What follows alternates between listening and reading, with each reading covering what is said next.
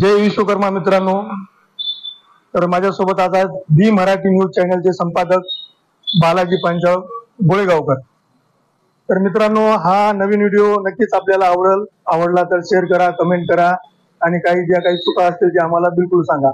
तर आज आपण पाहणार आहोत PM विश्वकर्मा योजनेअंतर्गत लाभार्थ्यांना येणारे कॉल, प्रशिक्षण केंद्राकडून त्यांना जी संपर्क अभियान चालू आहे.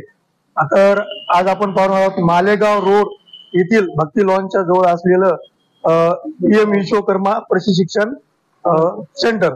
तर याची माहिती आजच्या व्हिडिओमध्ये आपण पाहणार आहोत. तर व्हिडिओ लास्ट पर्यंत बघा आणि कृपया स्किप करू नका. धन्यवाद. जय विश्वकर्मा.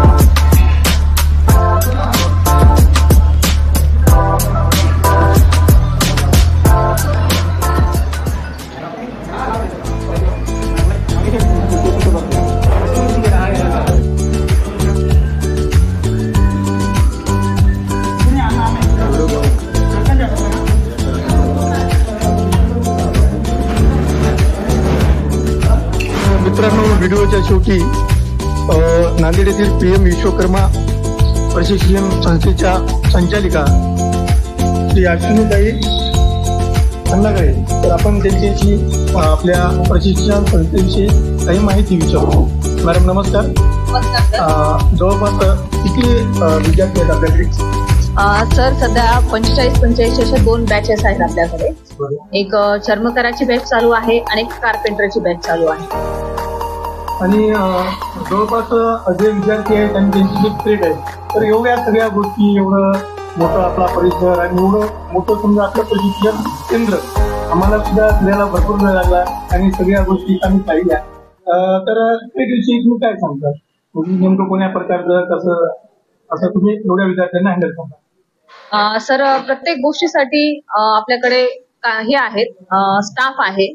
प्रत्येकाचा विभाग हा नेमून दिलेला आहे. जसा की कॉम असेल किंवा त्यांची प्रेझेंटी असेल, स्टाफ आहे जो त्यांचं टीचिंगचा जो काही पोर्शन आहे तो मॅनेज करतो. आणि एखाद्या वेळेस काही प्रॉब्लेम जरी आला तरी आम्ही सगळेच एकमेकांना सहकार्य करतो, जेणेकरून काही प्रॉब्लेम होणार नाही किंवा लोकांचा टाइमपास होणार नाही.